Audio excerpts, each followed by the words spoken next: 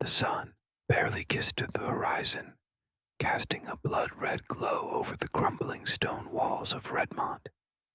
The kingdom, once a vibrant place of power and hope, now stood on the brink of something darker, something more dangerous. A quiet tension hung in the air, thick as fog, as if the land itself knew that it was teetering on the edge of an inevitable, impending storm. Beneath the fragile calm, something lurked, silent, unseen, but always present. In the dim glow of dawn, the cobbled streets of Redmont were eerily quiet, save for the occasional echo of footsteps against ancient stone. The market square, typically bustling with vendors selling wares, stood abandoned in the cold light. No cheerful banter, no haggling for vegetables or freshly baked bread. Only the scent of forgotten opportunities lingered, mixing with the crisp, damp air. There was no promise of a fresh start, no sense of renewal in the morning. It felt like the kingdom had already given up on hope. As Scoot trudged through the narrow alleyways, his boots heavy with the weight of his own frustrations, his mind raced with thoughts of the tournament, the grand tournament that was meant to bring glory to Redmont, to give them all something to cheer for. But for Scoot, this was no victory. Not for him. Not when his brother Augustus, the shining star of the kingdom, was the one in the spotlight. And Scoot was just a shadow, a forgotten squire, walking in the footsteps of greatness but never allowed to touch it. His eyes darted toward the towering castle in the distance, the place where all the knights, the noblemen, the heroes would gather, the same place where Augustus would be lauded, celebrated for his courage and skill. But Scoot, he was invisible, a mere servant in the shadows of knights and warriors, his name a whisper, a forgotten prayer in the wind. Why am I still here? Scoot wondered as he gripped the scroll of orders in his hands, the parchment crinkling under his fingers. Every part of him wanted to throw it away, walk off the path that had been carved for him, and find something more, something that mattered. But he couldn't. He wouldn't. Because, like the kingdom itself, he was trapped, bound by his blood, his birthright, his place in the world, and he couldn't escape it. The baker's shop loomed ahead, its windows fogged with warmth, the scent of freshly baked bread and honeyed almonds mixing in the air. But the smell wasn't comforting to Scoot. It was a cruel reminder of what he could never have. Not today. Not ever. The world outside moved forward, as it always did, while he remained stuck in this endless loop of serving others, delivering pastries to men who would never see him as anything more than an invisible servant. The baker, an older man with thick arms and the face of someone who had lived long before the rise of kings, barely acknowledged him as he passed the parchment over the counter. His hands worked with the dough in a rhythm Scoot had come to know well. The baker's indifference stung, but Scoot didn't show it. He couldn't. He had become too good at hiding his frustration, at bottling up the resentment that simmered inside him. Looks like it's going to be another long day, huh? The baker muttered, not even bothering to look up from his work. Another day, another delivery, another round of chores, just like always. Scoot stood there, the weight of the scroll in his hand, feeling like the weight of his entire life. This was it. This was his purpose, to carry orders, to fetch drinks, to serve his brother and the knights, and nothing more. He wasn't meant to be a hero. He wasn't meant to be anything. The world had made that clear, time and time again. Yet there was a small, flickering part of him that still refused to give, incompletely, a part of him that yearned for something more. Maybe if I could prove myself, maybe if they could just see me for what I am. But that was a dangerous thought. It was a thought that could shatter the delicate balance between duty and desire. Because deep down, Scoot knew that if he ever dared to step out of line, if he ever dared to break free from the shackles of expectation, he would be lost. No longer the humble squire, no longer the shadow of a knight, just gone. The baker finished with the pastries, his hands moving with practiced efficiency, but there was something unsettling about the quiet that followed. The kingdom, too, seemed to be holding its breath, waiting. Scoot couldn't shake the feeling that something was coming, something that would change everything. The tension in the air was thick, like a storm that had yet to break. He could feel it in his bones, that familiar creeping dread. As Scoot gathered the orders and turned toward the door, he felt a sudden chill run down his spine. The streets outside were still quiet, too quiet. The market square remained empty, the distant sound of church bells echoing eerily in the stillness. The kingdom, he realized, wasn't just waiting for the tournament to begin. It was waiting for something else, something far darker, something that might break them all. And Scoot, he was caught in the middle of it, unsure if he was ready to face whatever came next, but certain that he would have no choice but to. As the door creaked open and he stepped into the cold morning light, Scoot couldn't help but feel that his life and the life of Redmond was about to change forever. The kingdom was on the edge, and so was he. Scoot's early morning quest. The cold morning air bit at Scoot's skin as he made his way down the winding streets of Redmond, the weight of his errand pressing heavily on his shoulders.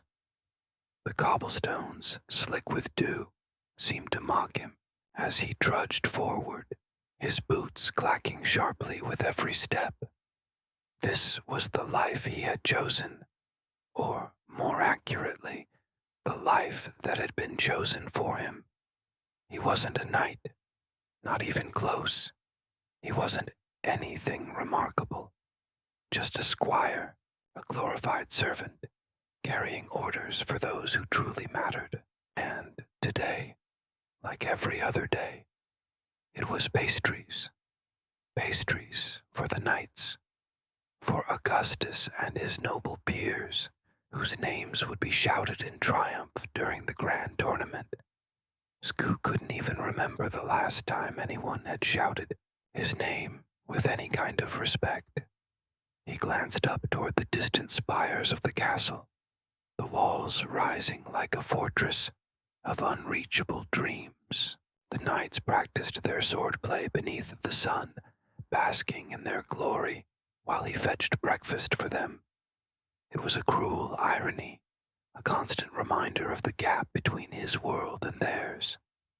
Today, like every other morning, Scoot found himself walking toward the bakery. It was the same routine. Arrive, deliver, retreat. The scent of fresh bread and honeyed almonds filled the air, but it didn't bring him comfort. Instead, it twisted in his stomach, reminding him of the fact that he was here at the crack of dawn, doing the bidding of others while they slept in comfort. The bell above the bakery door jingled as Scoot entered, and the warm air inside enveloped him, momentarily distracting him from the chill of the outside world. The baker, a stout man with hands rough from years of kneading dough, barely looked up from his work as Scoot approached the counter. "What'll it be today, lad?" The baker grunted, his voice carrying the exhaustion of someone who had been up long before the sun. Scoot rolled his eyes, a quick, almost imperceptible motion, He hated this part, the waiting, the idle chatter. It was as if the whole world expected him to be content with this meaningless task, to be a servant. "I've got the usual for the nights," Scoot muttered, placing the long scroll of parchment on the counter. The list was long, a ridiculous request for pastries, drinks, and snacks that only someone like Augustus, blessed with status and admiration, could order without a second thought. The baker's eyes narrowed as he unrolled the parchment, glancing over the impossible list of orders. "Aye, that's a fine list you've got there. I've no doubt your knights will appreciate their breakfast," he said, his tone dripping with sarcasm. "You'll be back in no time, won't you?" Scoot clenched his jaw, resisting the urge to snap back. The baker always had a way of mocking him, of putting him in his place with that knowing, sardonic smile. It was part of the routine, and Scoot hated every moment of it. "You know," the baker continued, his hands moving mechanically as he prepared the drinks and pastries, "if I were a knight, I'd be riding off to battle by now, not fetching breakfast for the noble few. Maybe that's why I'm stuck here, eh?" Scoot leaned on the counter, crossing his arms. "I suppose it's a good thing I'm not a knight then, huh?" His voice was low, laced with a bitterness he could never completely hide. "I might not have to worry about fetching pastries all the time if I were out there with them, fighting for glory and fame." The baker gave a low grunt, clearly uninterested in any philosophical musings. "Aye, perhaps," he muttered, his hands working faster as he prepared the orders. "But you're not a knight, are you? You're just a squire, the one who runs errands for the knights. Doesn't it get old, lad?" Scoot's eyes flashed with frustration, but he held his tongue. He wasn't about to get into it with the baker again. He'd heard all this before, and he knew better than to let his temper get the better of him. Still, the resentment gnawed at him. He couldn't help it. Every day he watched Augustus, his perfect brother, bask in the admiration of the knights, while he was left to do the dirty work, the work that no one else wanted. A long sigh escaped Scoot as he ran a hand through his shaggy hair. "I don't think it's the knights I mind so much," he muttered. "It's the fact that they never even notice. They never see me as anything more than a servant, a shadow in the background." The baker, without missing a beat, glanced up from his work and shot him a sly grin. "Aye, well, it's not a knight's job to notice. They've got more important things to think about, like keeping their armor shiny and their swords sharp. They've no time for the likes of you." Scoot stared at the baker for a long moment, his mind swirling with frustration and bitterness. He hated this, hated the way the knights were treated like royalty, like untouchable gods. And Augustus, he was their golden boy, the shining example of what every knight should aspire to be. It was no surprise, then, that Augustus was the one who received all the praise, all the adoration. It didn't matter that Scoot was the one who worked behind the scenes, making sure everything ran smoothly. Augustus was the hero, and Scoot was the invisible, overlooked sidekick. He clenched his fists, his heart pounding with a mixture of anger and envy. "I could do it," he muttered, his voice barely audible. "I could be just as good as Augustus. I could do everything he does. And more." The baker paused, his hands frozen in place for a moment as he looked at Scoot, a strange gleam in his eyes. "Sure you could, lad," he said with a knowing smirk. "But you'd have to go out there and take it. You'd have to prove it." Scoot's heart raced as he swallowed hard. "Prove it." The words hung in the air like a challenge. It was tempting, so tempting to break free from the chains of expectation and step into the light for once. But he knew better. The world wasn't made for people like him. It was made for knights. And he was just Scoot, the squire. "Don't worry, lad," the baker continued, his tone softening just a touch. "One day, they'll see you. Maybe not today, maybe not tomorrow, but someday you'll make your mark." Scoot didn't respond. He didn't know how to. Instead, he grabbed the tray of drinks and pastries, his mind swirling with conflicting emotions. The baker's words lingered in the air, a flicker of hope in the darkness. But that hope felt distant, like a far-off dream that he wasn't sure was meant for him.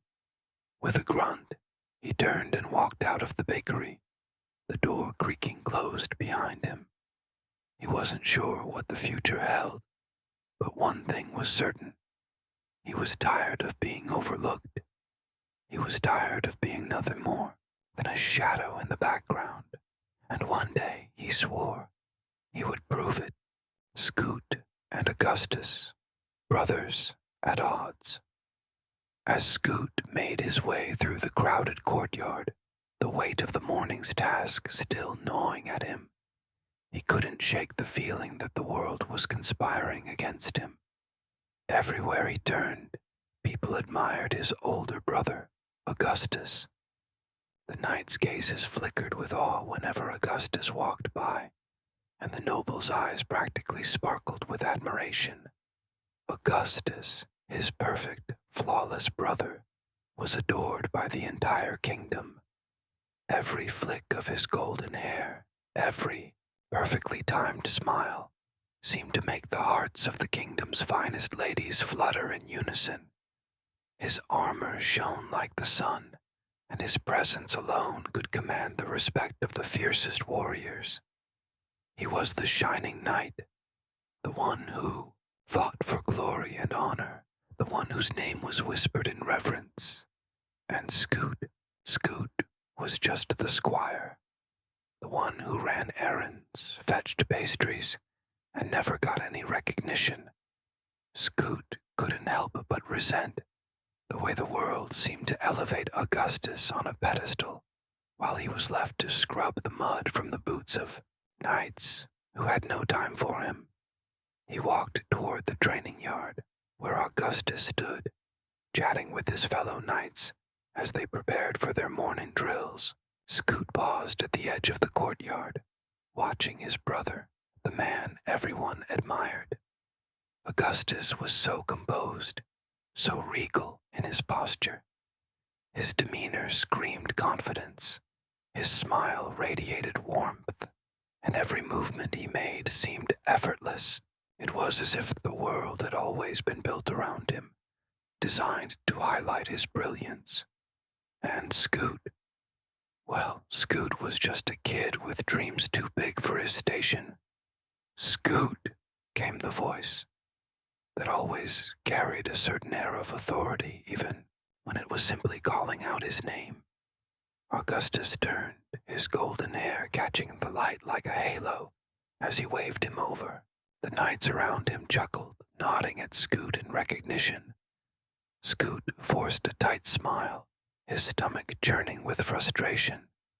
"You've got the pastries, I see," Augustus remarked, his voice full of that calm, measured tone that always made Scoot feel like a fool. Just in time, for another day of being invisible." "Yeah, sure," Scoot replied, walking toward the table where Augustus and the other knights stood. He set the tray of pastries down with a little more force than necessary, as if he could make some statement with the clatter of the wooden trays. "And I suppose you've been busy saving the kingdom while I've been fetching your breakfast, right?" A few of the knights chuckled, though Scoot noticed the way they glanced at Augustus. His brother was always the center of attention, the one who carried the weight of the kingdom on his shoulders. His well-groomed appearance, his unwavering sense of duty, it was enough to make anyone feel small in comparison. "Come now, Scoot," Augustus said with a smile that made Scoot want to punch something. "You know I can't do this alone. Every knight needs a good squire." It wasn't the first time he'd said something like that, and it wasn't the first time it stung. A good squire. Scoot thought bitterly, clenching his fists. "That's all I am. A sidekick. A shadow in the background." "Right," Scoot muttered, his voice dripping with sarcasm. "A good squire. That's me. Fetching your breakfast, holding your armor, carrying your sword. Just a sidekick. Nothing more."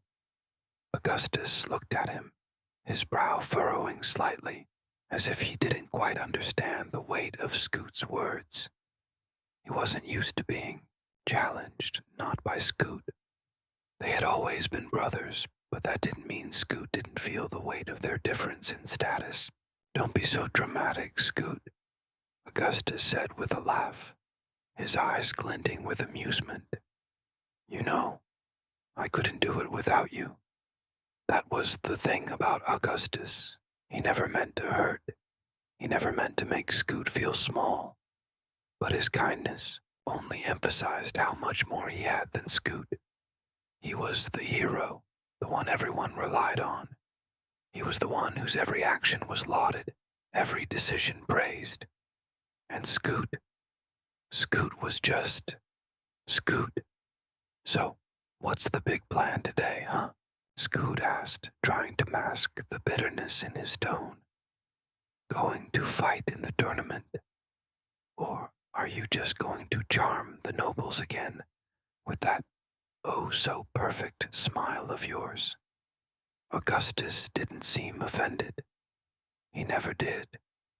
Instead, he simply shrugged, as if the whole world revolved around his peaceful, unfazed demeanor.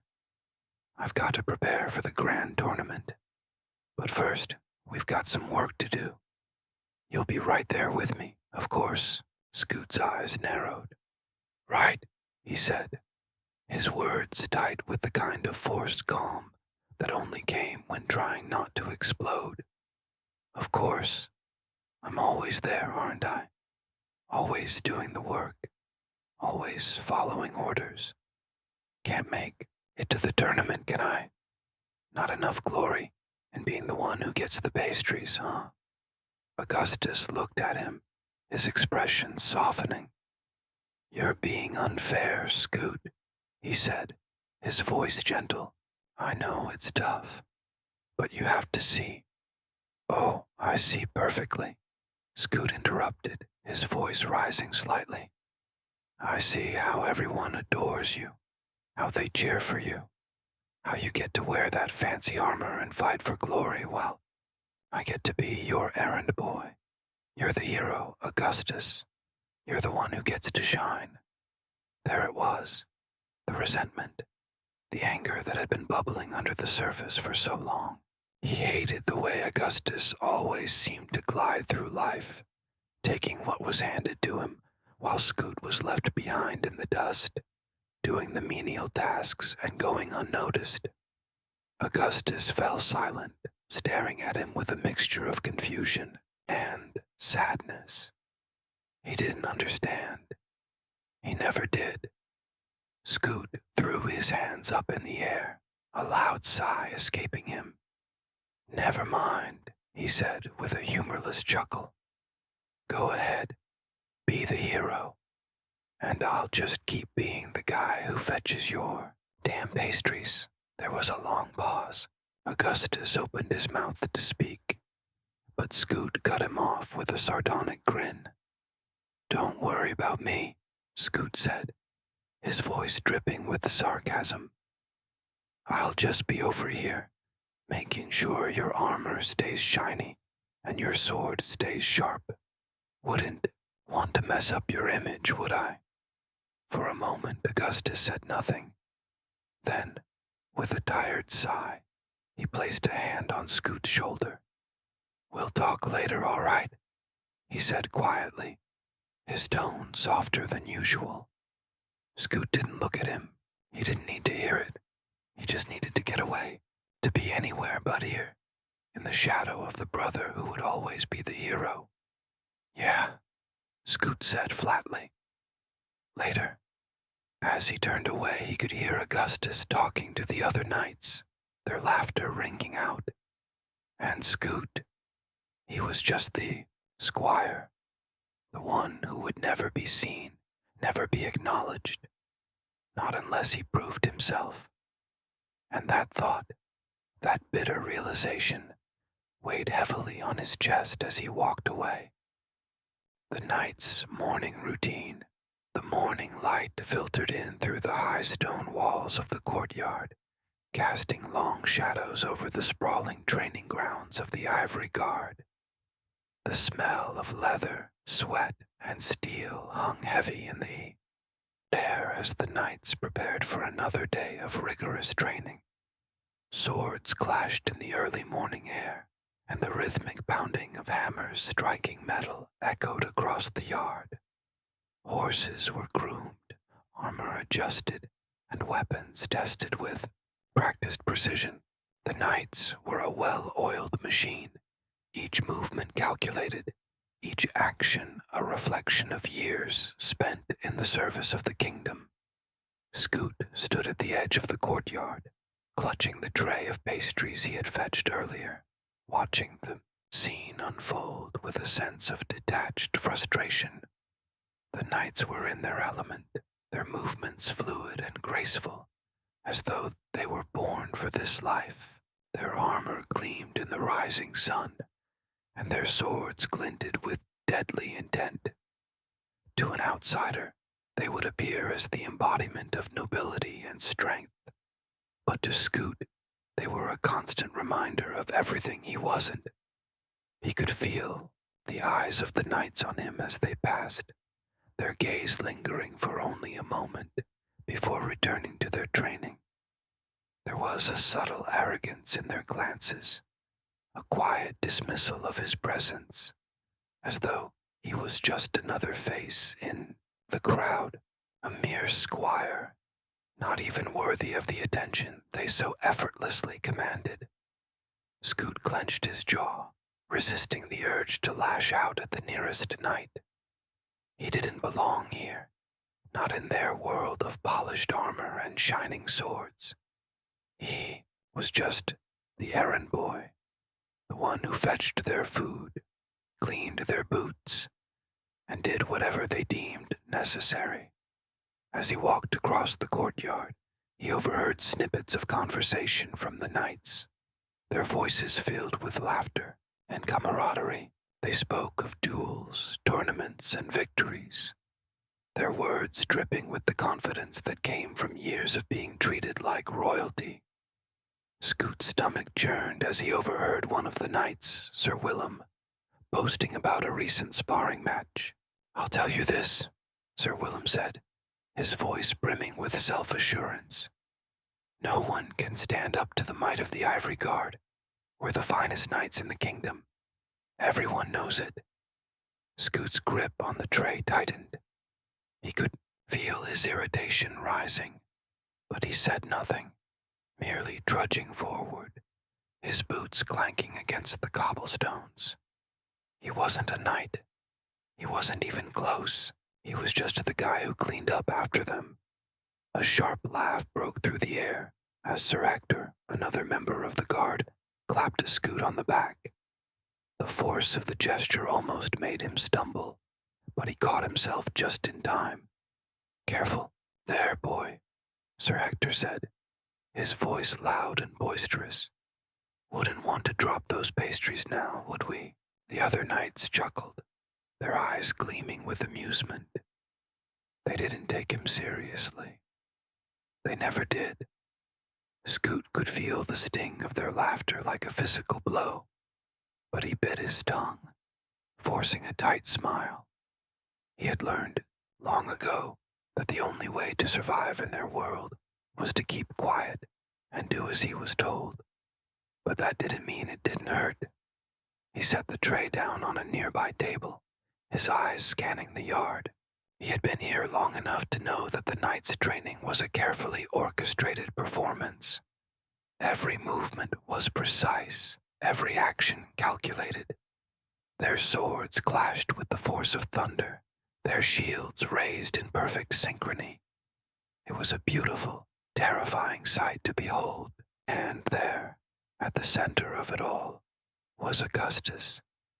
Scoot's gaze lingered on his brother, who was effortlessly moving through the training drills with the grace of a seasoned warrior. He was a natural. His armor seemed to shine even brighter in the morning light, and his every action was deliberate, his movements smooth and controlled. The knights around him watched with reverence, their eyes filled with admiration and awe. Augustus was everything Scoot had ever wanted to be. A knight, a leader, someone who commanded respect without even trying. He was the golden boy, the one everyone adored. Scoot's stomach twisted with a mixture of bitterness and envy as he watched Augustus step forward, taking charge of the training session without so much as a word. His mere presence seemed to shift the energy in the courtyard. The knights straightened their posture, their focus sharpening as they gathered around him like a flock of loyal followers. And Scoot, he was just the squire, the one who fetched the pastries, the one who was never quite good enough to stand among them. Sir Augustus, Sir Edmund called, his voice laced with genuine admiration as he approached his brother. Ready for the drills today? The knights are eager to see you in action again. Scoot couldn't help but roll his eyes. He knew what this was. Another round of fawning, another day of watching his brother shine while he stood in the shadows. It wasn't fair, but there was nothing he could do about it. He wasn't a knight. He wasn't important. Always ready, Augustus replied, his voice calm and confident. He adjusted the straps of his armor, his movements precise and measured. Let's get to work. Scoot stood off to the side, feeling the familiar ache of being overlooked. The knights gathered around Augustus, their eyes fixed on him with admiration as he gave instructions. Scoot felt a pang of frustration as he watched them hang on his brother's every word, their faces lighting up with respect. It wasn't that Augustus was a bad person, far from it, but everything came so easily to him. He didn't have to try. He didn't have to work for the recognition, for the respect. He was born with it. And Scoot had to fight for every scrap. He had to prove himself every single day, but no one ever saw him. Augustus, now at the front of the group, turned to face the knights, ready to begin the day's training. All right, man. Let's see what you've got.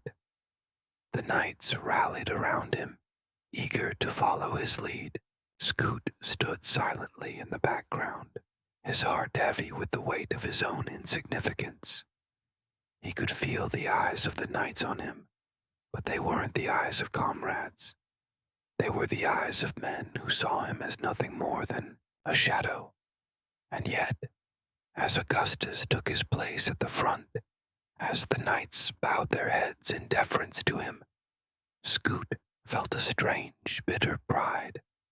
Augustus was his brother, and no matter how much he resented the attention, no matter how much he longed to be in his place, he couldn't deny that Augustus was a force to be reckoned with.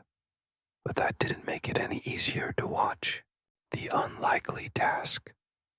Bandit hunting, the rhythmic clang of swords and the buzz of excited chatter in the courtyard were suddenly cut short as Augustus's voice rang clear across the yard, commanding attention. The knights all paused in their drills, turning toward him, their faces eager for any new orders. Scoot, standing off to the side, did not share their enthusiasm. He had long grown accustomed to his brother's effortless leadership, the way everyone naturally flocked to him, as if he were a beacon of authority. Augustus's presence had a way of making everything seem monumental, even the most mundane tasks. But for Scoot, it only amplified the feeling of being left in the shadows. Gather round. Augustus's voice was calm, yet firm, the voice of someone used to being listened to. The knights immediately obeyed, forming a half-circle around him, awaiting instructions. Scoot stood at the edge of the group, balancing a bundle of supplies. His arms crossed over his chest as he watched the scene unfold with a sense of quiet resignation. "We've received word of bandits on the roads leading to the capital," Augustus continued, his tone low but commanding. "They wear the colors of the Black Hounds Guild, and they've been harassing merchants and travelers alike. The King's Marshal has assigned us the task of bringing them to justice before the tournament begins." The knights nodded in unison, murmuring their agreement. It was exactly the sort of task they had been trained for, a matter of honor, of proving their mettle. Scoot could feel the energy shift in the air, as though the announcement had somehow injected a new vigor into the group. For them, this was another chance to prove their worth, another opportunity to gain the king's favor. But for Scoot, it was just another reminder of his place in this world. While Augustus and the others were to ride out in search of glory, he was stuck here, assigned to the less glamorous route. Whatever that meant, his fingers tightened around the straps of the pack he was holding, and he shot Augustus a sidelong glance, his frustration barely contained. The knights continued to chatter among themselves, eagerly discussing the upcoming task, the excitement palpable. Scoot felt like an outsider. He wasn't even part of this conversation, this world of knights and glory. He was just the one who fetched their breakfast, carried their things, and cleaned their armor. But now, it seemed like he might be given a task, a role to play. The thought didn't fill him with excitement, though. In fact, it made him feel even more insignificant. "Well, Scoot," Augustus said, his voice cutting through his thoughts, "you're my squire, so you'll be accompanying me on this hunt." Scoot blinked, taken aback by the sudden mention of his name. "What? You can't be serious," he muttered under his breath, loud enough for Augustus to hear, but soft enough for the knights not to notice. "Bandit hunting. That's the glamorous assignment. Why not go after the Black Hounds, the knights with swords?" "Not me."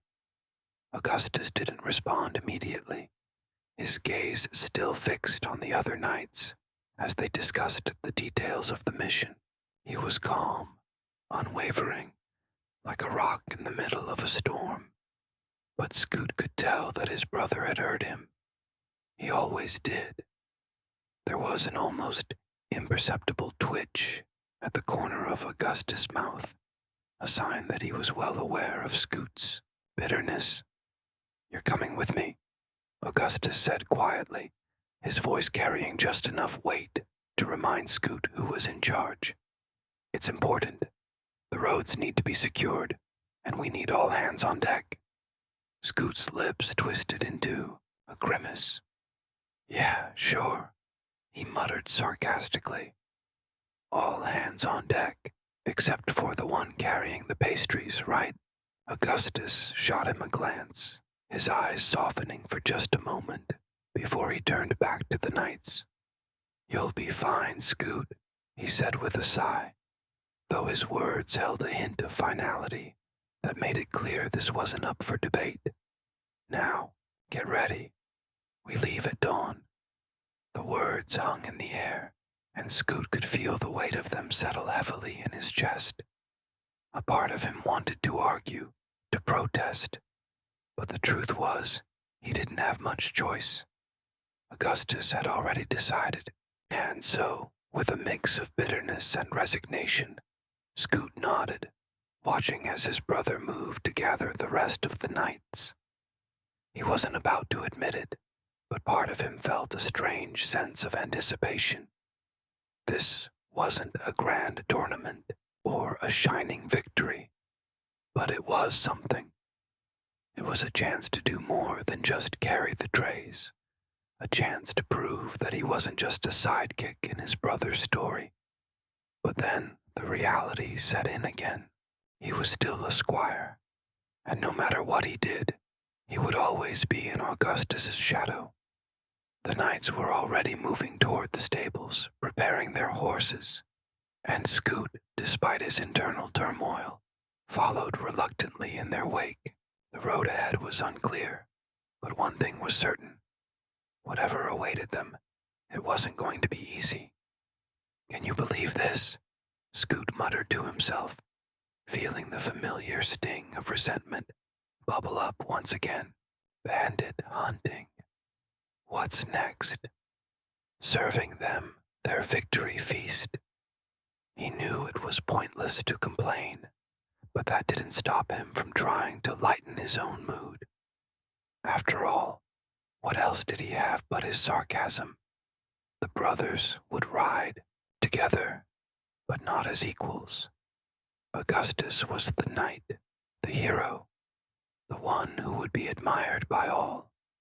And Scoot, he would just be the one following behind, carrying the weight of the world on his shoulders, quite literally, since he was now tasked with packing the supplies.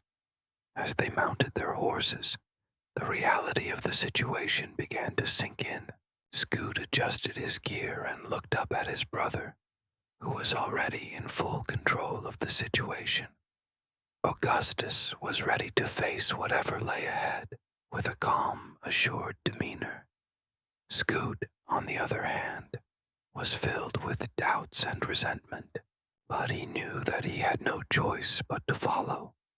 The tension between them hung in the air as the knights gathered their supplies and prepared to depart. Scoot's mind raced with 1,000 thoughts, but one thing was clear. This journey, no matter how mundane or dangerous, was going to change something. Whether it was his own self-worth or his relationship with Augustus, he couldn't say.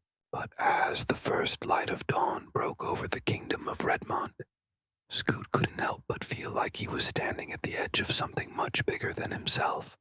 The journey begins. A reluctant adventure.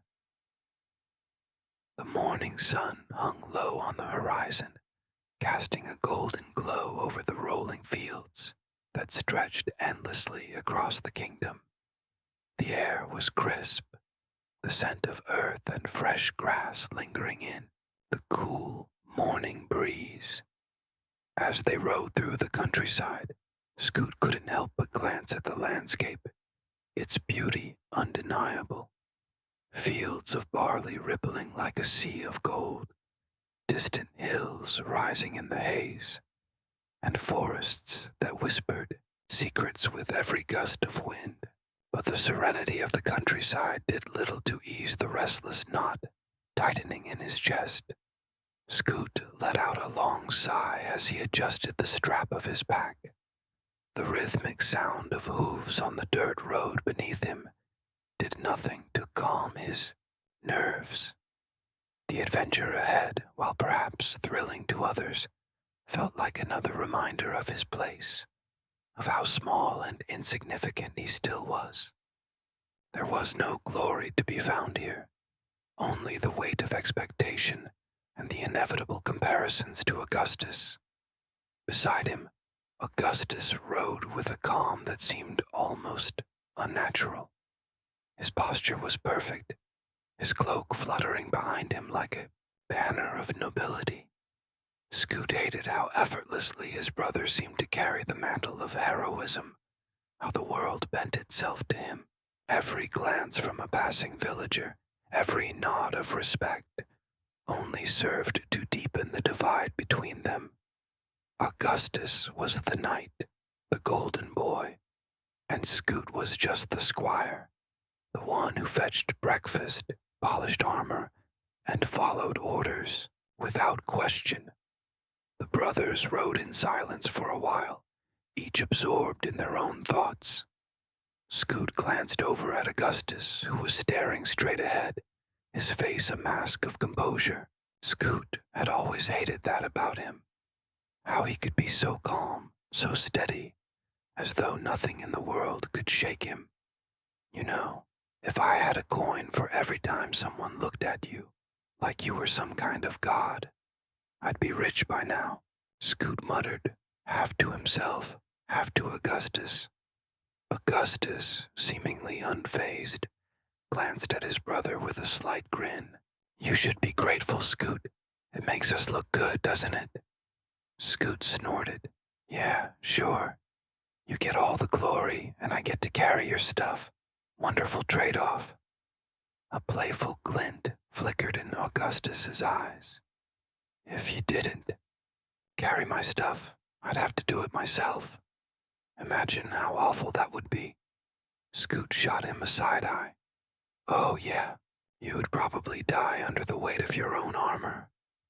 Augustus chuckled, his voice as smooth as ever. It's a good thing I have you to lighten my load, then. Scoot grumbled something under his breath, but he couldn't help the small smile that tugged at the corner of his lips. The banter was familiar, a part of their routine.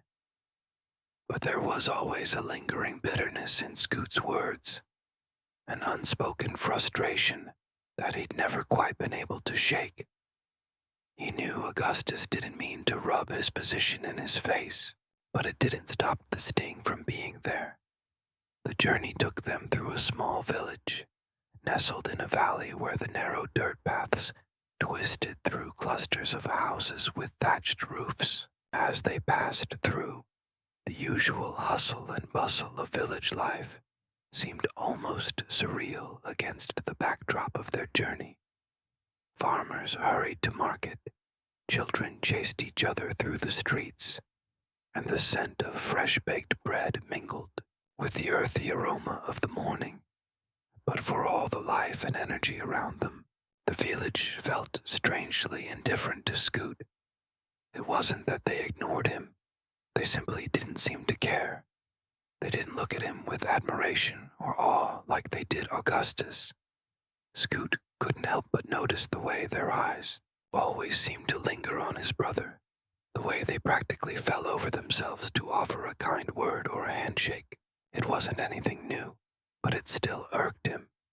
One particularly enthusiastic merchant, a stout man with a thick beard, practically ran up to Augustus the moment they entered the square. Sir Augustus, what an honor. What brings you to our humble village? Augustus offered a warm smile, as always, and accepted the merchant's handshake. I'm just passing through on a mission for the king. You've got a fine village here. The merchant beamed, clearly thrilled by the attention. Oh, we do what we can. It's not much, but we do our best.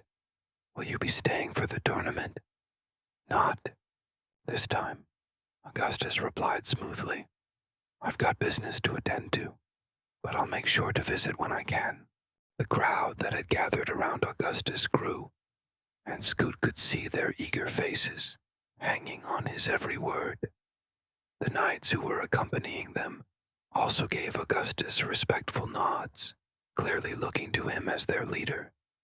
Scoot stood there, watching, his arms folded tight across his chest, as he waited for the inevitable moment when someone would finally turn to him and acknowledge his presence.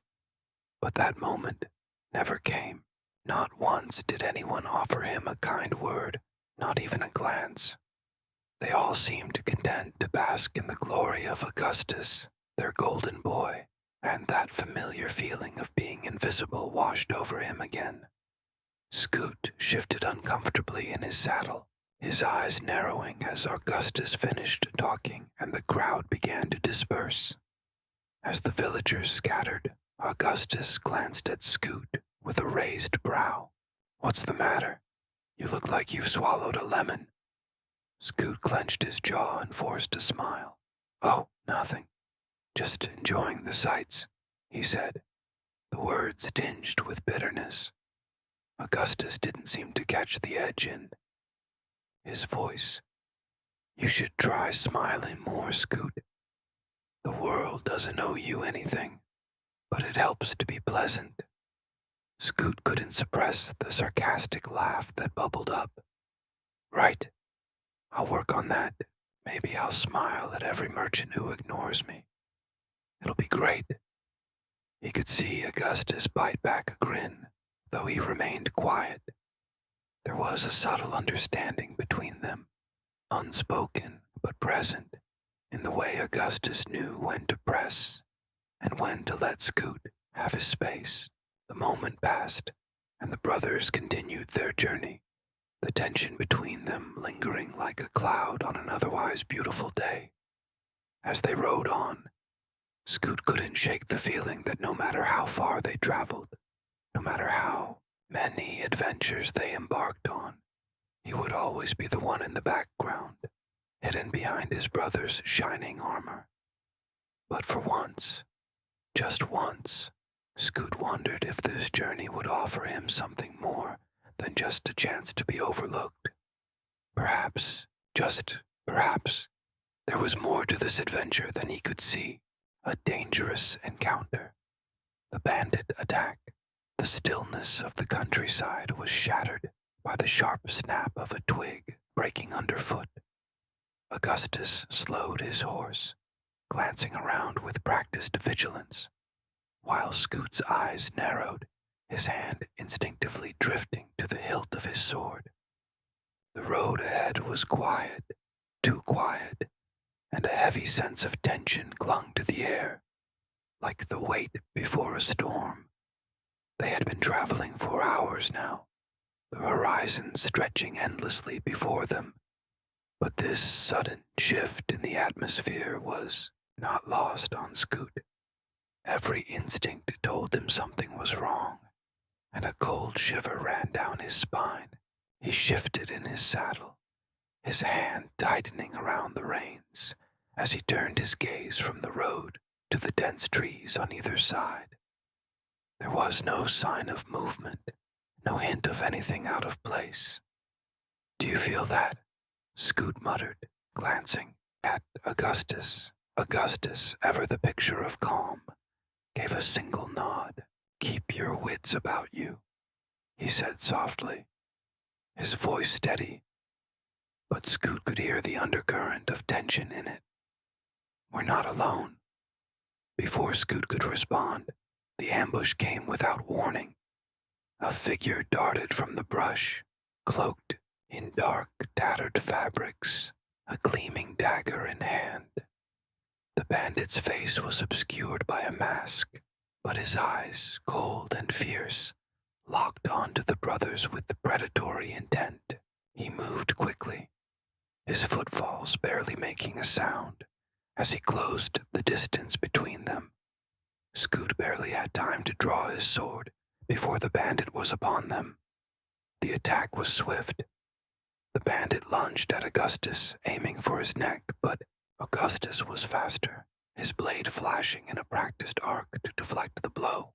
The force of the clash sent the bandit stumbling back, but he recovered quickly, his eyes flicking toward Scoot as though considering a second target. "Stay back," Augustus commanded, his voice sharp and commanding, as he stood between Scoot and the bandit. But Scoot's frustration boiled over in an instant. For years he had been the one standing in Augustus's shadow, always told to stay back, always told to wait. Today, though, something snapped inside him. This wasn't the kind of battle he could watch from the sidelines.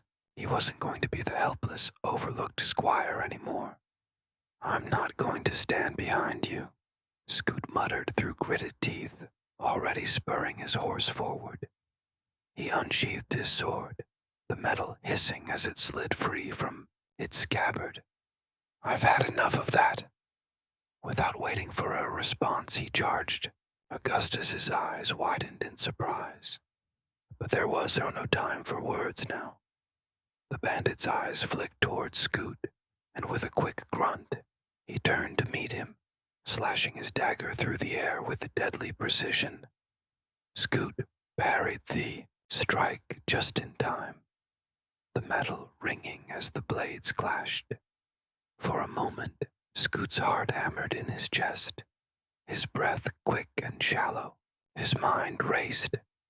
He had trained, but it had always been under Augustus's watchful eye, with his brother's steady hand guiding him. Now, here he was, on his own, facing the bandit with a blade drawn to kill. He ducked as the bandit swung again, narrowly avoiding the razor-sharp edge. The movement was sloppy, born of panic, but it worked. Scoot's sword came down, striking the bandit's dagger and knocking it from his grasp. The bandit cursed and leaped back, his hand already reaching for another weapon at his belt. Scoot didn't give him the chance. His sword struck again, this time grazing the bandit's arm, drawing a thin line of blood. The bandit howled in pain, but there was no fear in his eyes. He was a seasoned criminal, used to quick battles, and he wasn't ready to give up yet. But Scoot felt something shift inside him. The frustration, the years of feeling like he wasn't enough, melted away. It was just him and the bandit now. No Augustus to overshadow him, no expectations to meet but his own. This was his moment to prove himself.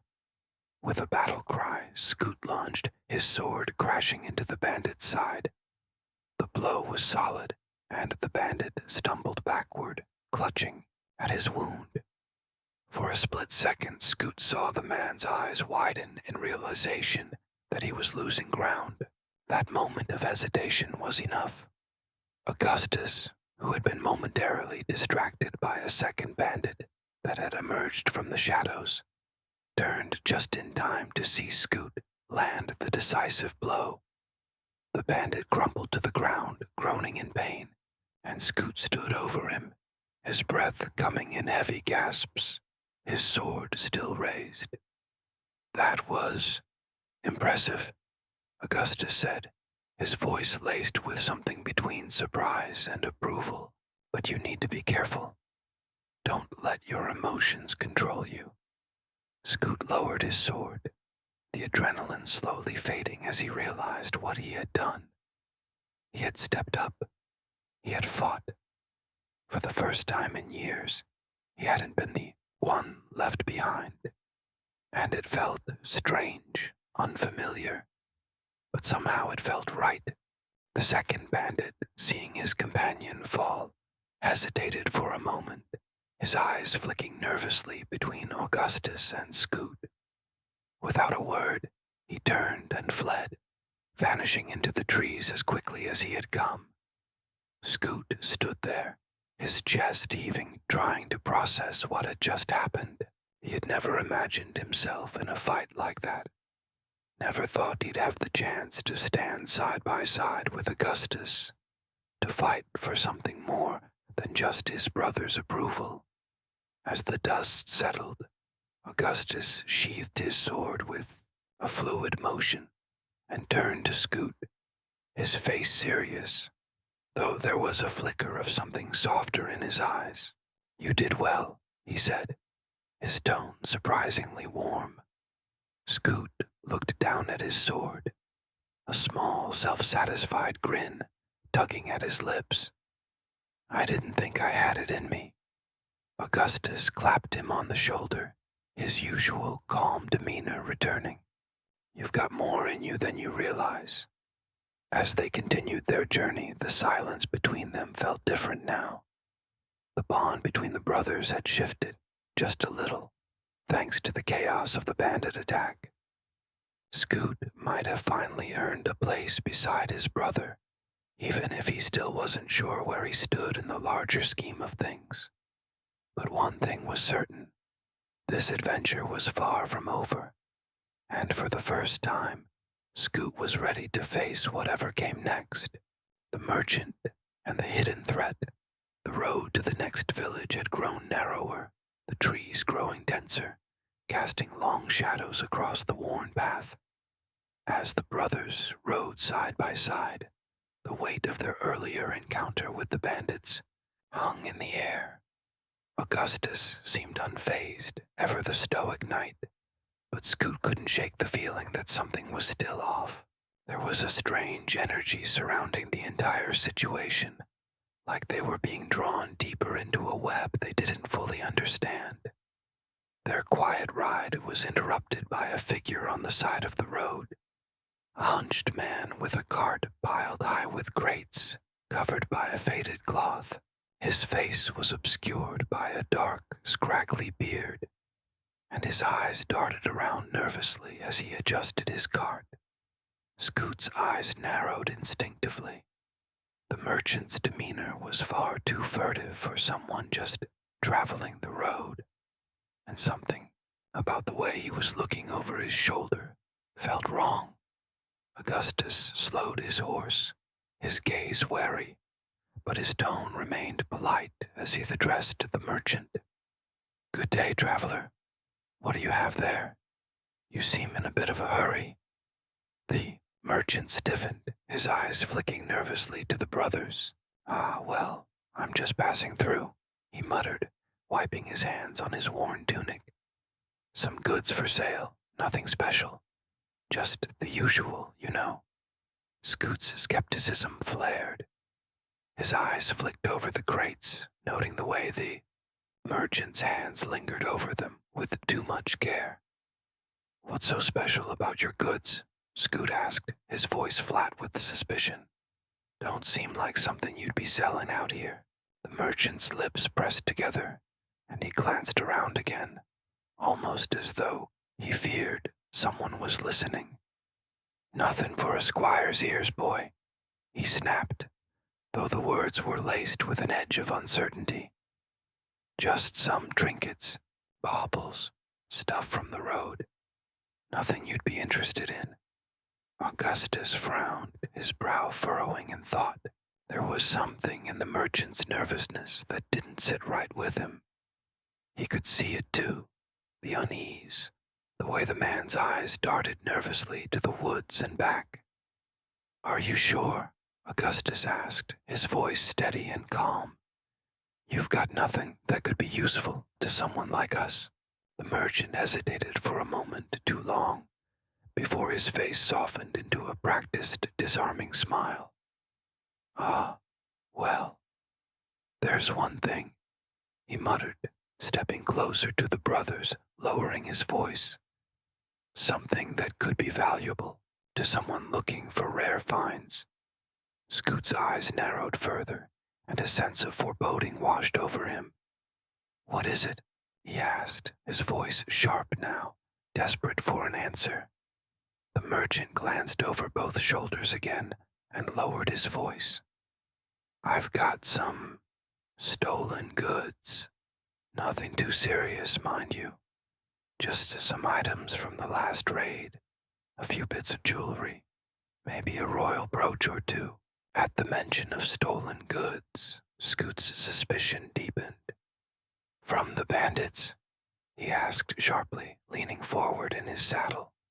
The merchant's eyes flickered, and his hand twitched, clearly uncomfortable. He opened his mouth to speak, but before he could continue, Scoot's instincts took over. "Wait!" Scoot shouted, his voice sharp with sudden anger. "Are you saying the Black Hounds are working with you?" The merchant's eyes widened, and before he could answer, Scoot had already dismounted, his boot hitting the dirt with a heavy thud. Without thinking, he approached the merchant's cart, his hands grabbing at the cloth covering the crates. Augustus cursed under his breath, realizing what was happening too late. He jumped off his horse and made to stop Scoot, but the merchant with a panicked glance, shoved a crate away from Scoot's grasp. "You don't want to see that," the merchant yelled, his voice breaking. "Trust me, lad. Best you leave it alone." But Scoot's mind was made up. His hands worked quickly, throwing the cloth aside.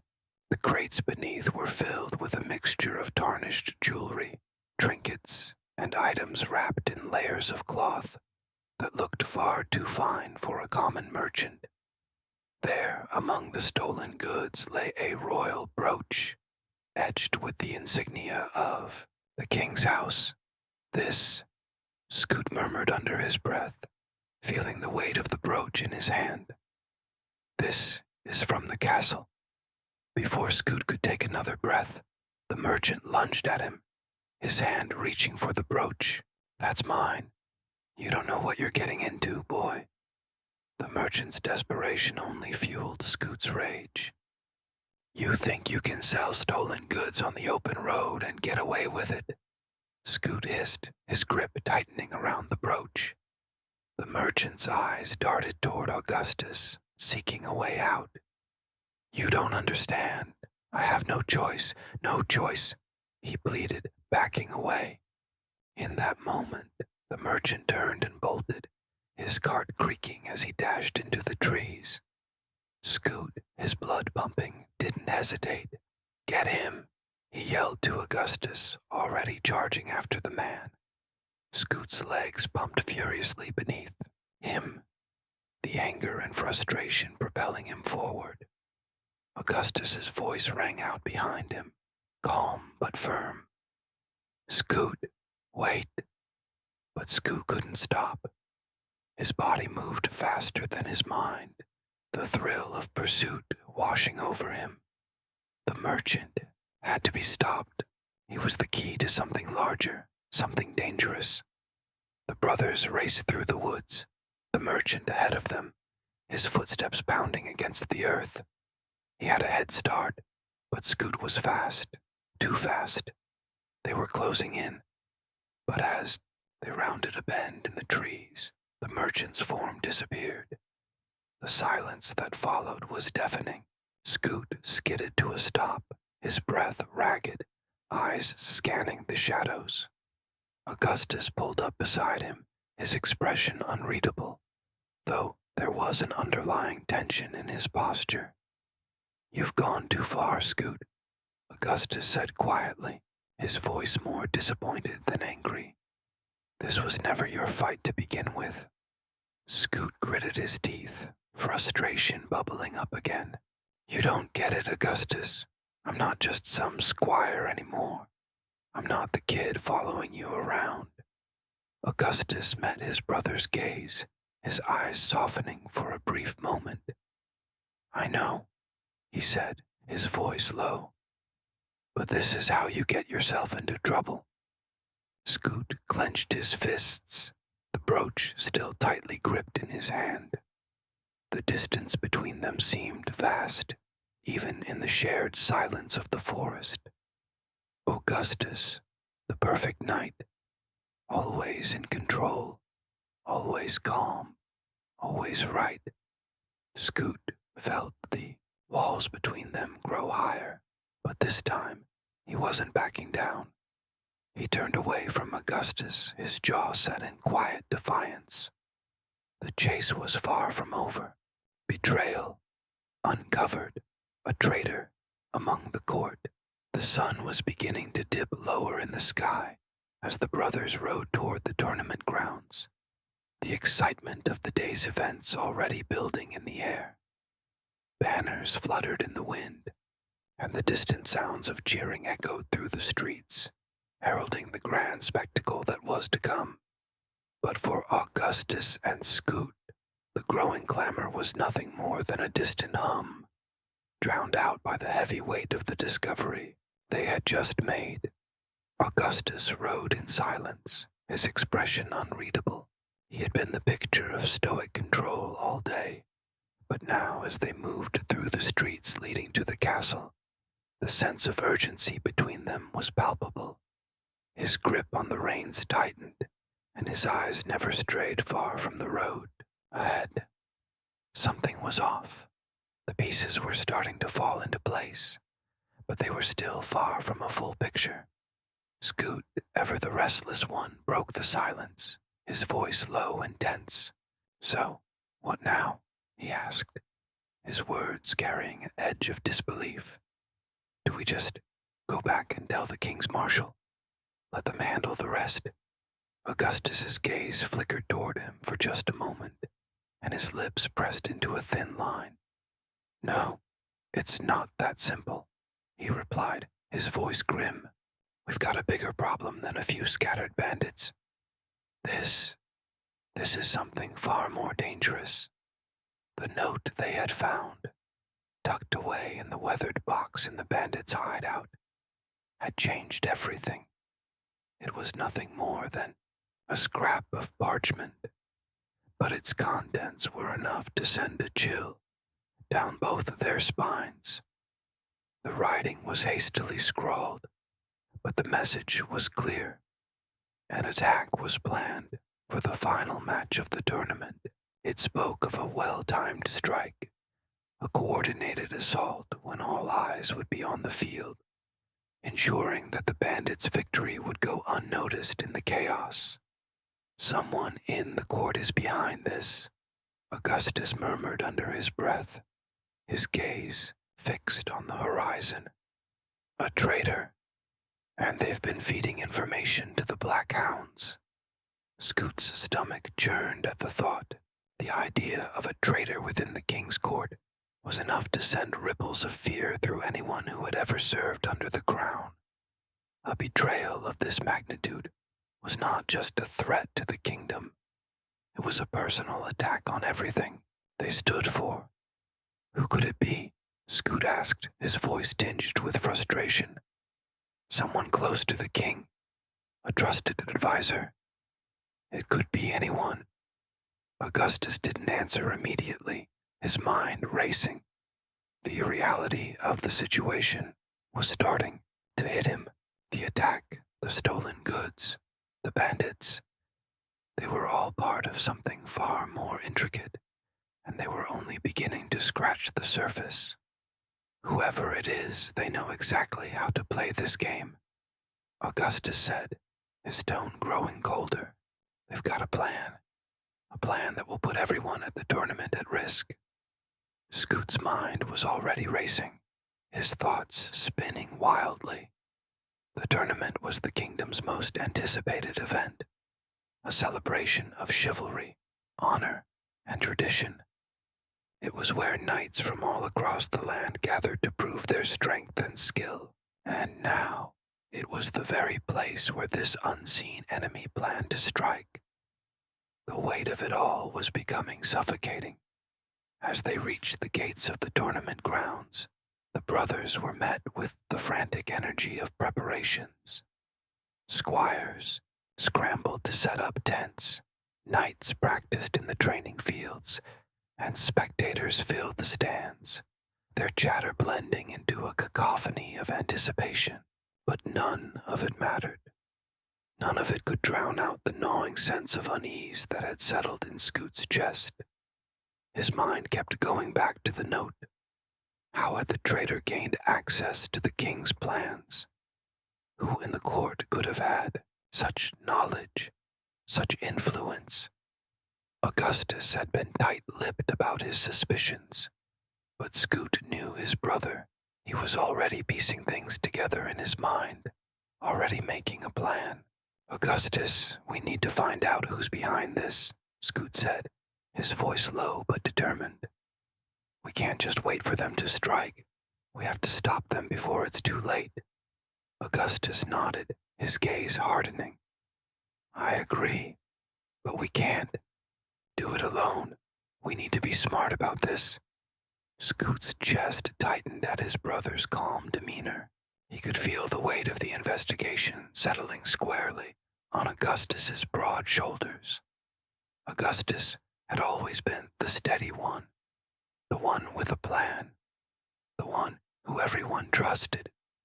And Scoot, well, he had always been the squire, the one left in the background, one who carried the drinks and cleaned the armor. But now, he had a role to play. This isn't just about stopping bandits anymore, Augustus continued, his eyes scanning the activity around them. This is about finding the traitor. And we need to move quickly. Scoot clenched his fists, feeling a spark of something. Anger, frustration, or maybe just a sense of resolve. For the first time, he wasn't just the observer. He wasn't just the boy left behind. He was part of this, and he was going to prove it. He wasn't going to let his brother do all the heavy lifting. He couldn't. Not this time. Let's do it, Scoot said, his voice steady, matching the cool resolve in his brother's eyes. The stakes had been raised. They were no longer just dealing with bandits and stolen goods. They were up against something far bigger, something far more dangerous. And Scoot, for all his resentment and frustration, knew that he had a part to play in stopping it. As they moved deeper into the tournament grounds, their focus shifted. The world around them was still buzzing with excitement, unaware of the threat that loomed over it all. But Scoot and Augustus knew the truth now. They were in the middle of something far darker than they had ever anticipated. The game had changed. The real fight was just beginning. The tournament. Glory and glory lost. The air was electric with anticipation as the tournament grounds came alive with color and noise. Banners of every shade fluttered in the wind, their royal insignia gleaming under the afternoon sun. The clatter of armor and the thrum of drums echoed through the vast open field, where knights, each one more polished and proud than the last, gathered for the grand spectacle. The stands were packed with onlookers, their cheers and murmurs blending into a single, unbroken wave of excitement. For the kingdom of Redmont, this was the event of the year, a chance for noble warriors to prove their mettle, and for the people to celebrate chivalry, honor, and glory. Amidst all the grandeur, Augustus stood at the heart of the spectacle, the very embodiment of the knightly ideal. His ivory armor gleamed, catching the sunlight in such a way that it seemed almost to shimmer with a divine glow. His golden hair framed his chiseled face, and his presence radiated an effortless nobility. The crowds adored him, cheering his name as he moved through the arena, a living legend in the flesh. His every move was met with awe, his victories celebrated with deafening roars of approval. But beneath the surface of all this glory, Augustus was not immune to the weight of expectation. His shoulders were squared, his face serene, but Scoot could see the slight tightness around his brother's eyes, the pressure that came with being the hero of the realm. Every person in the kingdom expected nothing less than perfection from him, and Augustus bore it all silently, like a king crowned by the people themselves. Scoot, standing at the sidelines, couldn't help but notice the contrast. He had always known that his brother was admired, but today, in the midst of all this splendor, it felt sharper, more suffocating. Augustus was more than just a knight to the kingdom. He was a symbol of everything good, everything strong, and Scoot was nothing more than the boy who fetched pastries in the early hours, the one who stood at the back, unseen and unheard. The crowd's admiration for Augustus burned a quiet resentment in Scoot's chest. He stood there, arms crossed, watching the tournament unfold with a mixture of awe and bitterness. He had always wanted to be more than just a squire. He had always dreamed of standing alongside his brother, of earning the same respect, the same adoration. But here he was, nothing more than a shadow at his brother's side, relegated to the background of a world that didn't have time for second place.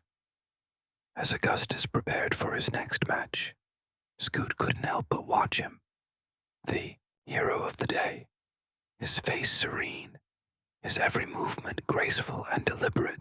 Augustus exchanged pleasantries with the other knights, his voice steady and calm, and Scoot felt a pang of something sharp in his chest, a feeling he couldn't quite name but was all too familiar. The knight's world was a world of certainty, of right and wrong, of honor and virtue. Augustus was everything that world demanded. But Scoot was left to wonder where he fit in, if he even fit at all.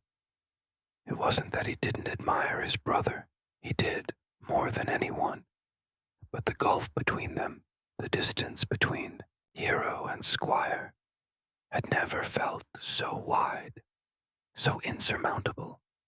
In the crowd's eyes, Augustus was already a legend. He had already earned his place in the world. But what about Scoot? What was his place? The tournament was more than just a contest of strength and skill. It was a public display of power, a reminder of the rigid hierarchy that governed their world.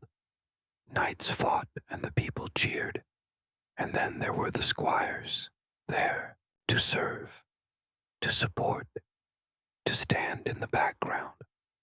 Scoot felt the sting of this every time Augustus's name was called, every time the crowd erupted in applause, every time the eyes of the kingdom turned to his brother. Scoot's resentment grew. He could hear the whispered praises, the admiration that swirled around Augustus like a cloud of light. A true knight, they said, the hero of Redmond. And all Scoot could do was stand there, feeling more invisible than ever. But beneath his frustration, Scoot felt something else stir, an unsettling awareness of the stakes. The tournament, for all its splendor, was more than just a celebration of chivalry.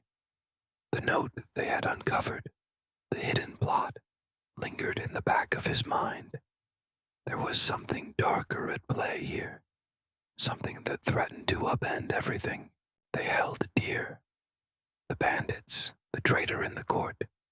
Scoot could feel it in the air, a sense of foreboding that gnawed at him as he watched Augustus stand tall on the field, facing his opponents. The tournament was supposed to be a game, a spectacle, but to Scoot, it felt like a stage for something far more dangerous. He wasn't just watching his brother fight for glory. He was watching the kingdom's fate hang in the balance, and he knew that whatever happened here would have consequences far beyond the tournament's final match. As Augustus prepared to face another opponent, Scoot's eyes wandered over the crowd, his gaze flicking between the cheering faces, the nobles, the spectators, the other knights. They were all wrapped up in the excitement of the day, lost in the glory of the tournament. But Scoot could see the cracks, the tension beneath the surface, the glances exchanged between the knights, the hurried whispers in the corners of the stands. It was all a sign of something more, something that wasn't supposed to be there. And then, as Augustus rode out onto the field, the energy shifted. The crowd's cheers became louder, more frenzied, as they hailed the champion of the day. Augustus rode in with the confidence of a man who had always been destined for greatness. But to Scoot, it felt like the beginning of something else, something that would shatter this perfect world of knights and tournaments and glory. The first clash of lances echoed through the field, and Scoot's heart skipped a beat. The tournament was unfolding as it always had, but the sense of something darker, something hidden, lingered in the air. Scoot didn't know what the future held, but he could feel the change coming. The way the ground beneath him was starting to shift.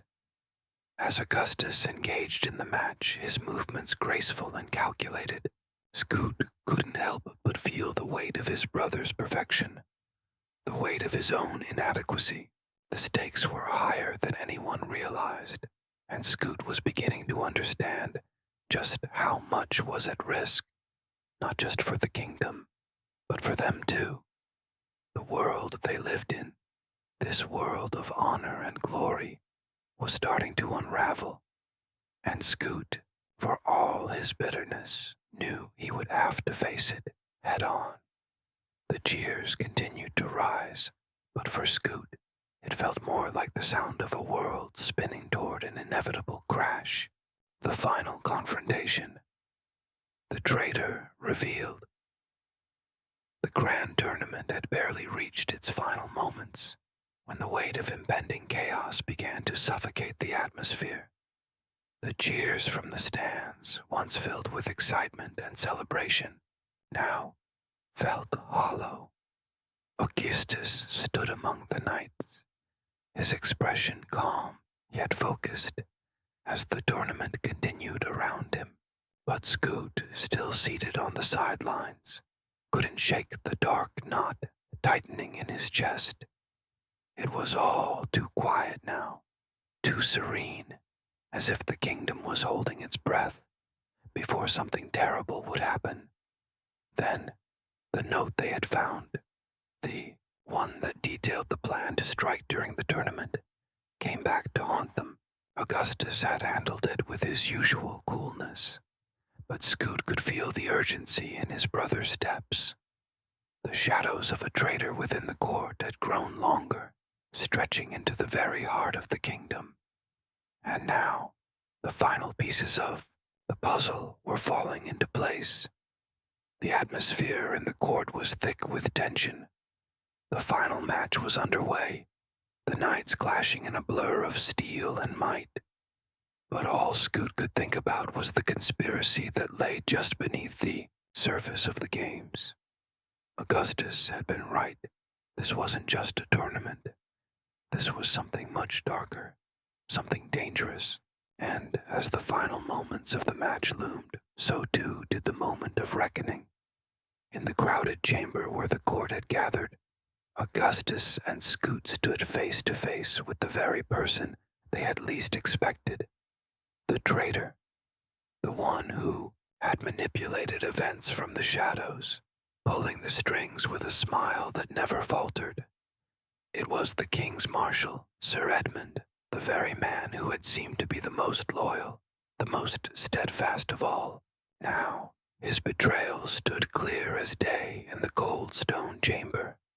Scoot's eyes locked onto Edmund's face, and for the first time, he saw it not as the noble knight who had once commanded respect, but as a liar, a coward hiding behind the mask of virtue. Edmund, with his polished armor and impeccable manners, was no longer the symbol of honor Scoot had once admired. He was the snake in their midst, the one who had plotted to bring ruin to the kingdom and plunge Redmond into chaos. It was clear now. The betrayal was personal. The note detailing the plan to strike during the tournament had been written by him, by Edmund, who had orchestrated the bandits' attacks to draw attention away from his true objective. The tournament, the grand display of heroism, had been nothing more than a distraction for Edmund to carry out his nefarious plot. The room was tense. The knights gathered around the king, their faces a mixture of confusion and disbelief, as the truth began to unravel. Augustus, ever the dutiful knight, stood frozen for a moment, his gaze flickering between the king and his former comrade. He had been blindsided by this revelation. Sir Edmund, the man he had trusted, the man who had fought alongside him in countless battles, had betrayed him, betrayed the kingdom. Scoot felt the heat rise in his chest, his fists clenching at his sides as he took a step forward. He had always been the younger brother, the overlooked squire. But now, in this moment, he was not just the silent observer. He was the one who had uncovered the truth. He was the one who had pieced the puzzle together, the one who had seen through the deception. This was his moment. The tension in the room was palpable. Augustus, torn between his duty and his family, hesitated for a moment, but then his voice rang out, steady and unwavering. "Sir Edmund, what have you done?" Edmund's eyes flickered nervously, his calm facade crumbling as the weight of his betrayal sank in. For a moment, he stood there, speechless, caught between the reality of his actions and the public shame of his discovery. The silence stretched, broken only by the clattering of armor as the knights moved closer, their hands resting on the hilts of their swords. "I did what was necessary for the kingdom," Edmund finally spoke, his voice trembling with a mixture of anger and fear. "You think I did this for personal gain? No, it was for the future of Redmond, for the crown.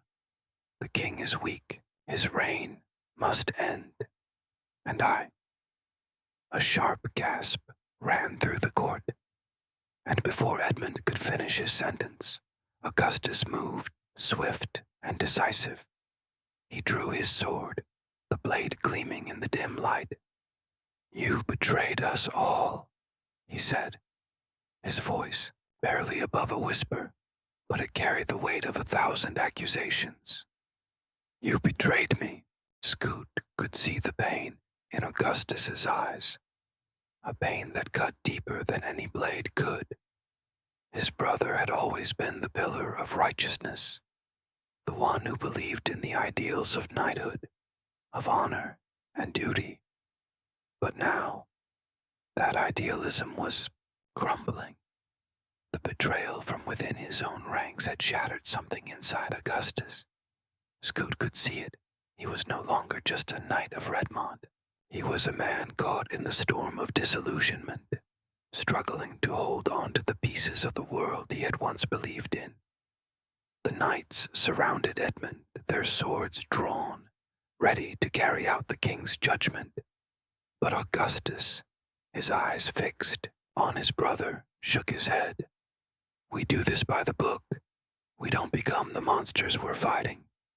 Scoot had seen this side of Augustus before. The calm, the resolve, the knightly idealism. But in that moment, something inside Scoot snapped. "By the book," he muttered, his voice sharp. "You really think that will save us? We're already past that, Augustus. Can't you see it?" Augustus turned to him, the tension in his jaw visible. "What are you saying, Scoot?" "I'm saying that sometimes the rules don't apply," Scoot said, his voice growing louder, stronger. "Sometimes we have to step out of line to protect what's right. Edmund deserves justice, yes, but he also deserves to be stopped before he destroys us all." The room fell into a stunned silence, the knights frozen in place. As Scoot's words hung heavy in the air, Augustus met his brother's gaze, a flicker of understanding crossing his face. For a brief moment, Scoot realized something. He wasn't just the squire anymore. In this moment, he was the one who had uncovered the truth. He was the one who had fought for what was right. And for the first time, he could see the flicker of respect in his brother's eyes. "Do what must be done," Augustus said, his voice steady but filled with emotion. Scoot nodded, and with that, the final act of justice began.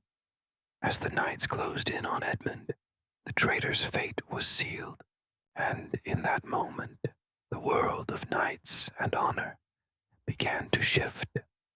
The tournament, once a place for glory, now stood as a reminder of the cost of loyalty and betrayal. Scoot, for all his bitterness and resentment, had found his place in the world. He had proven to himself and to Augustus that he was more than just a squire.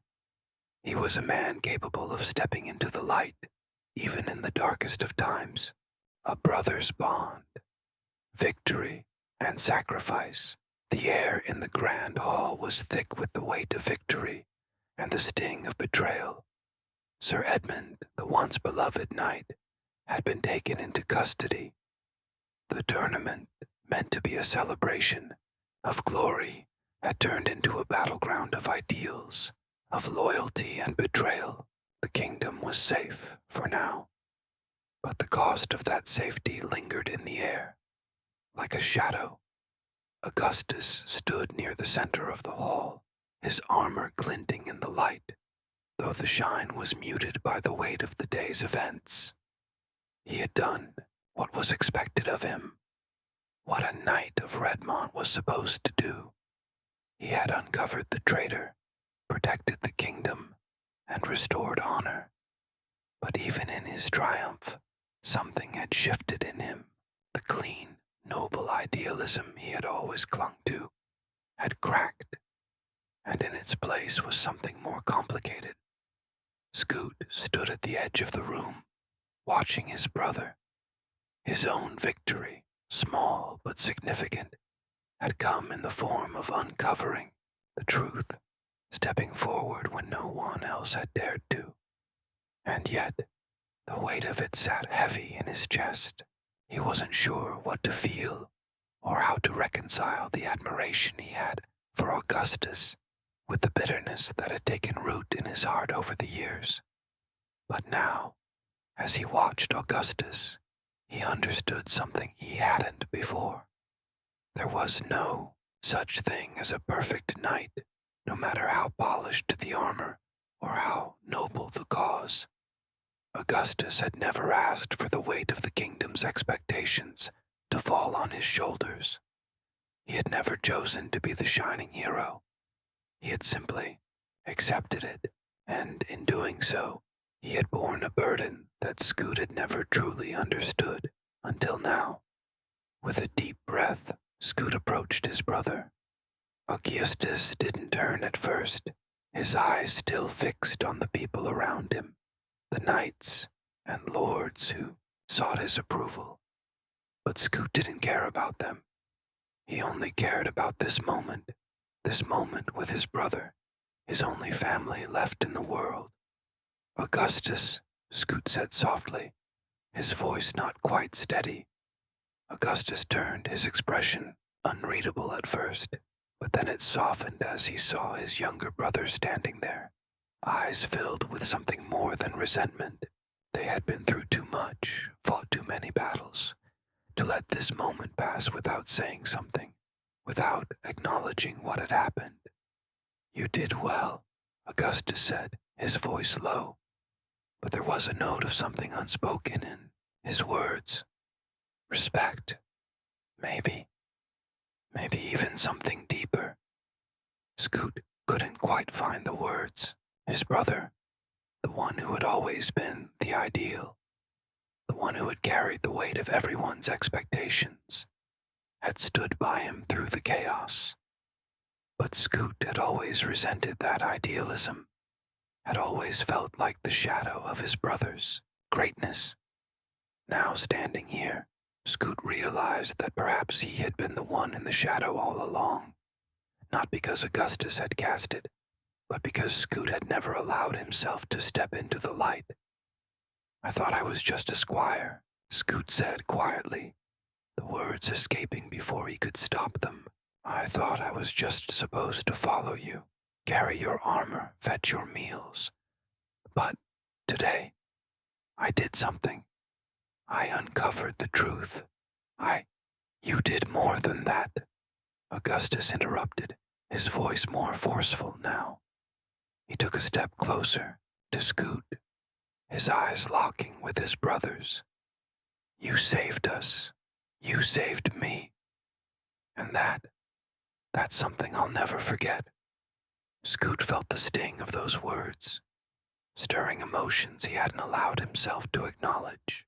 It wasn't just about the tournament, or the knights, or the games of glory.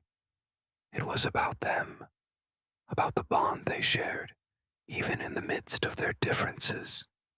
Augustus had always been the Golden Knight, the one who had been admired and revered by all. But Scoot had always been the one standing in the shadows, unsure of his place in the world. Now, in this quiet moment, Scoot realized that his place had never been defined by the accolades or the titles. His place had always been beside Augustus, not as a follower, but as a brother. And that bond, that connection, was more valuable than any title or any expectation. Augustus reached out, placing a hand on Scoot's shoulder. The gesture was simple, but it carried with it more weight than any knightly oath. Scoot had never been one for overt displays of affection, but in that moment he understood the true meaning of brotherhood. It wasn't about perfection or living up to expectations. It was about standing together even when the world seemed to be falling apart. "We're in this together, Scoot," Augustus said, his voice soft but firm. "Always." Scoot nodded, a lump forming in his throat. For the first time in years, he didn't feel the bitterness or the resentment that had once filled his heart. For the first time, he felt something else, something far stronger. Acceptance, connection, and perhaps even love. But even as the brothers stood there, connected in a way that no one else could understand, the kingdom's celebration continued around them. The tournament may have ended, but their journey was far from over. The bond they shared, forged in the fire of battle and betrayal, would carry them forward, no matter what came next. As they walked together toward the exit of the hall, the weight of the day's events slowly began to settle in. Augustus, ever the knight, walked with his word held high, the admiration of the court still heavy upon him. But Scoot, for the first time, walked with him, not as the overlooked squire, but as a brother. They had their differences, yes. They had their struggles, but in the end, they had each other. And that, Scoot realized, was the greatest victory of all. The tournament may have ended in glory, but the true victory was in the bond between the brothers, one that no betrayal, no title could ever break. Conclusion. A new chapter begins. The sun was beginning its slow descent over the horizon, casting a warm amber light across the rolling hills of Redmont as the brothers stood at the edge of the castle grounds. The tournament, the betrayal, the chaos, it all felt like a distant memory now, faded into the shadows of the past. What remained was a sense of quiet accomplishment and a deep, unspoken understanding between Scoot and Augustus. The air was thick with the scent of evening, dew, and the castle walls, bathed in the soft glow of twilight, stood strong and unyielding, like the bond between the two brothers. They had come a long way since that early morning in the bakery, when Scoot had been nothing more than an overlooked squire, ready to lash out at the world in frustration. And Augustus, ever the knight, ever the hero, had carried the weight of his responsibilities with a noble grace. But even he had felt the strain of their shared journey. "Quite the mess we found ourselves in, wasn't it?" Scoot's voice broke the comfortable silence between them, his words carrying the weight of the day's events.